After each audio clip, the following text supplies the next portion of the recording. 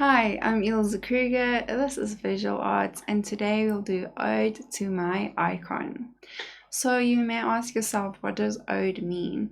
So ode comes from the Greek word that means song. So essentially it is a poet or poetry to a person that you like or idealize.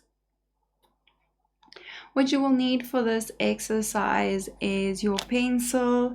We want a picture of your icon, so we would prefer to have it in black and white. I've cut mine so long, but we want a picture or photograph of someone that you idolize or your icon. And then we also need your art journal or piece of paper that you can use.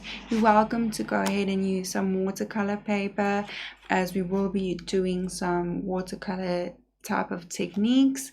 We don't need the acrylic paint just yet, but we are going to go into that, and I want us to prep for the next lesson. So similarly, like we did the previous exercise, we want you to take your idol and put it on a piece of paper. So I've already cut mine in half.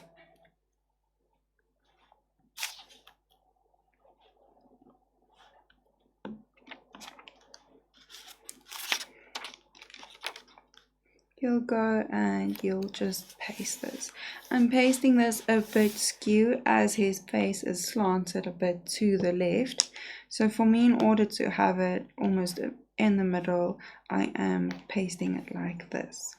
So what we want you to do is just the outlines. Just go ahead and draw the other side of the face. So remember with your eyes, that it's almost another eye in between, so it will almost start about here. He almost has kind of a hooded eye effect, so that means just your eyelids are a bit more over your eyes and your eyes aren't that open. So I'm trying to add in that effect there.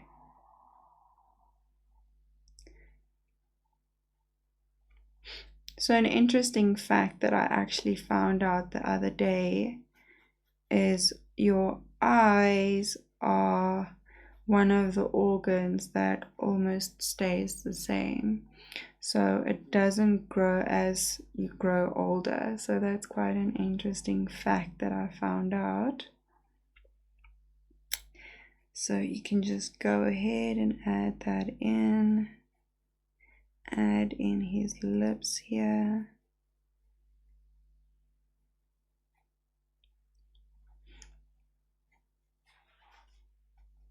He's got quite a strong chin. Some jawbones here.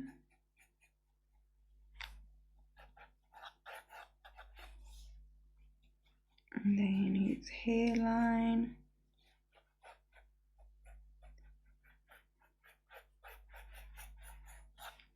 And his hair.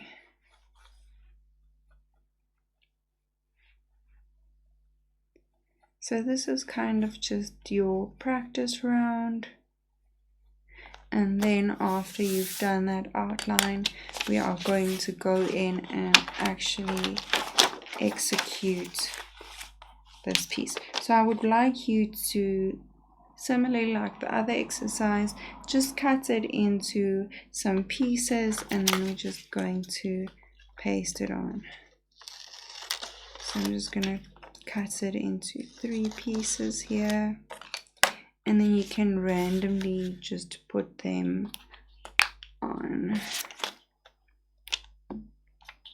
So this is actually a paper cutting that I took.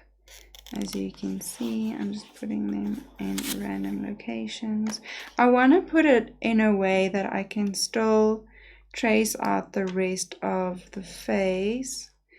I will be tracing over some pieces and so on, and I'm going to put this one here at the bottom.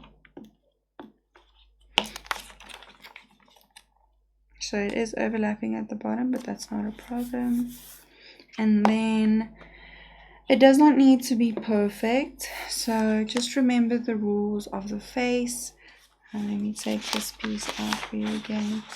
So just remember the rules of the faces and the anatomy,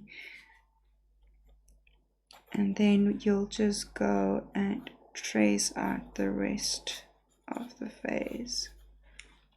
Add in your lips. I'll add in the nose. If you like to, before you want to start cutting, you're welcome to just take a quick copy of your artwork and have that as a reference. If you're scared, you're welcome to just take that on, or you might just be brave enough just to take it on as is.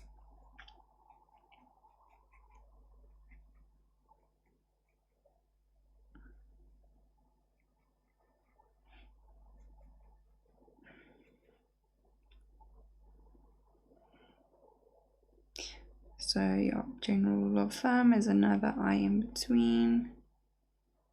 Your eyes are not the same, but it has to be similar. Add in the eyebrows. He's got quite thick eyebrows, and you can see there's not as big as a space. Like I said, he's got a bit of a hooded eye, so there's not lots of space between his actual eye and his eyebrow. For instance, this lady, you can see there's quite a big gap between her eyebrow and her actual eyelid. He doesn't have that much space in between. So that's the type of things that I want you to look out for when drawing. Just to look at perspective and think about distance between things and how much distance is between there and there, there and there. And it's kind of measuring with your eye and then looking between them all the time. And then I'll continue with this one here. So I've got that piece there. And then I'll continue with this piece here. You can also look at between those two and just see, okay, that was his chin there. Like I said, he's got quite a very big jawbone here. Very strong chin. And then his nose, I just want to continue with that nose there so I can estimate the distance from that point onward, so I can see where the lips need to be.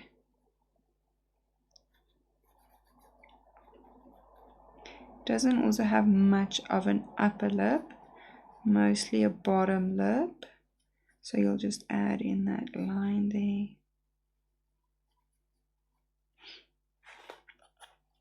And then I'll add in this eye here on this side. Try and mirror the side.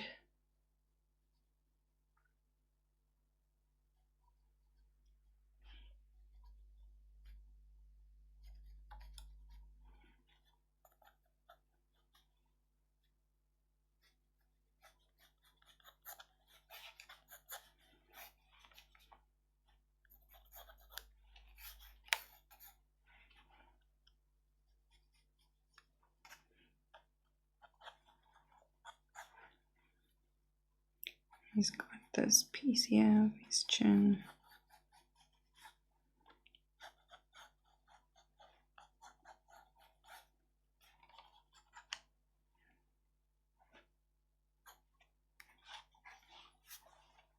Sorry, it's a bit difficult for me to see as it's glaring a little bit. And then you'll also just do the same on this side here.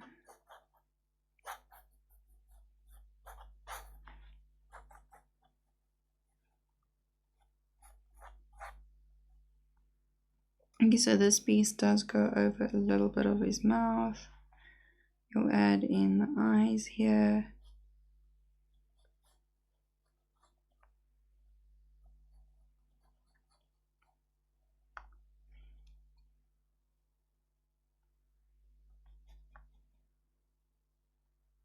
So it's quite interesting to see what comes out, but this is only the outlines. We're not doing any shadowing for this exercise. And actually here I need a bit more space. So I think I've drawn his eye in the wrong place. I'm just going to add it here. And this needs to go out. Because the reason why I erased this is because see the distance between his eyebrow and the edge of his face. I didn't have that much space, so I just wanted to erase it and do that over. And then his nose would be round about here.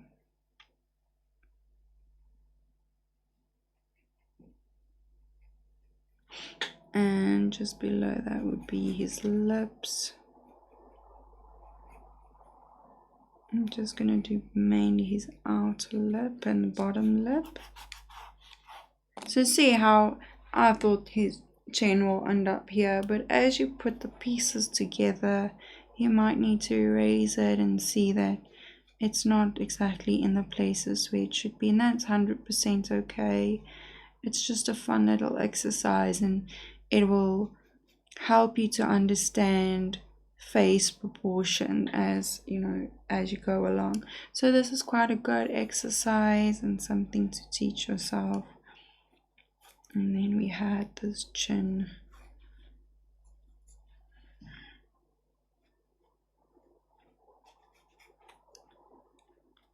And we'll have the side. So you'll see it kind of is meshed together, almost collage like, and that's okay. I kind of like how it all came together. Yeah, we did discuss the general rules of your nose and eyes and everything being in proportion. Then I want you to go ahead and copy this page. I've already done this. We are not going to go into this now. We'll go into this into the next lesson. You'll see it says Ode to My Icon color. So that's going to go a bit more into color. Eventually what we would like to do, it's going to be very similar to the other exercise we did where we're adding in some shapes, but we're also going to add in color into each block. So that's where the color is going to come in, and we're going to have a bit more and go a bit more into detail, into patterning.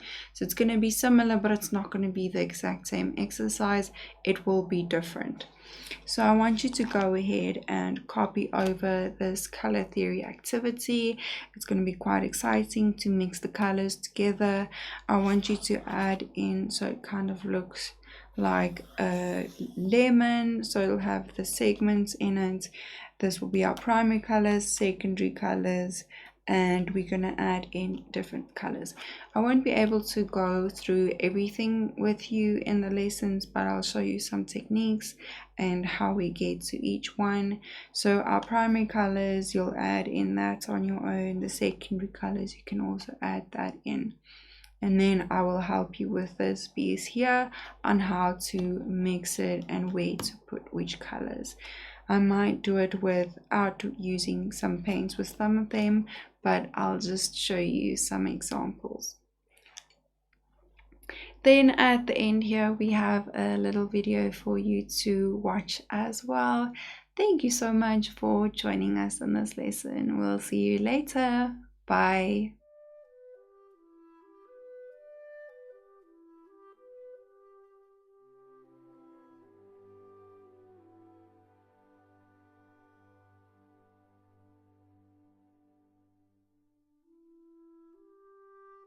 Now I'm going to show you how to apply a casual wash. The difference between the two, the flat wash and the graduated wash, are usually applied to an area that has a very distinct boundary. You're working within a specific area to achieve that effect. But for a casual wash, which I'm going to show you on another blank sheet, is, as the word says, it's casual. You apply this in a manner that has no boundary. You can use it for background treatments and for covering large areas of your watercolor paper. I'm going to use a big brush here, You can use any big flat brush because there's no real technique to it. But the one caution I'll tell you is you don't want to run out of paint halfway through. So mix up a lot of paint. You notice here I'm just going to flood this whole area. I don't even care if paint goes back and forth. I just want to have enough paint to cover an area. I'm going to test it to my watercolor paper just to see if I've got the right color that I'm striving for. And that's showing me that it's just a little too light.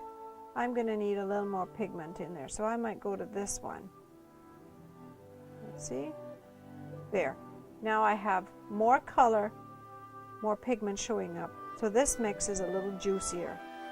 And that's a term we use, juicy, to describe if the paint that we've mixed up has more pigment in it. My brush is fully loaded. I'm going to come over to my surface and I'm literally just going to, whoops, have a drip. If that happens, you just go in right away and you spread it around. So this would be a casual wash that is going in all different directions. Notice how wet the area is. Now I'm working on a small area, small surface. Just imagine if you were working on a large sheet and you ran out of paint. You'd have to stop and start again. So having enough to carry all the way through is very important. So there's your casual wash, just covering a general area of the design.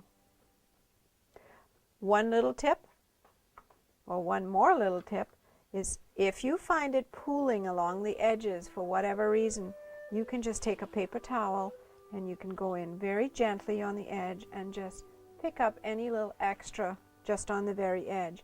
Resist the temptation to touch this area. If you do touch it, you're going to create a problem for yourself. Also, if you reach over your work and you happen to drop water on the area by accident, like that, you are going to create what's known as a blossom right in the middle of your work. Just see if we can see that on camera. And notice the way the water now will cause the pigment to disperse like this and reveal more of the paper underneath. And if you wanted that effect, that's great, but if you don't want that effect, it then becomes a flaw that you have to work around. So those are just some little tips about applying a casual wash.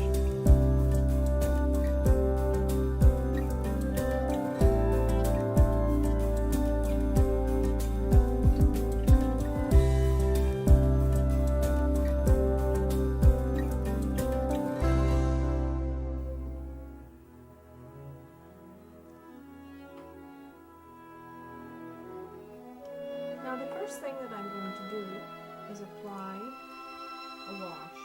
I'm going to show you how to do a very simple wash, and this is a technique that we will use throughout the whole painting. I'm going to first wet my entire surface with clean water. Just one light coat. It's wet, but it's not completely flooded. Clean water right across the entire surface. Now, because I'm working with a large brush, I'm going to be able to cover a lot of ground very quickly. So my surface is wet, and I want to do this before the surface. It's very shiny, and if you can see here under the camera, the surface is still very shiny. So now I'm going to pick up a mix of two blues, and I'm going to use both ultramarine and phthalo together, and I'm going to let each one flow into the other, because this is a nice mix of blues here. I want my color to be fairly rich, so I've fully loaded my brush, and into this wet base I'm going to completely cover my paper with the blue, going back and forth, and I'm going to let that color fade out. Come back in one more time just to make sure that I have got enough color. I'm just going to let that color fade out to nothing.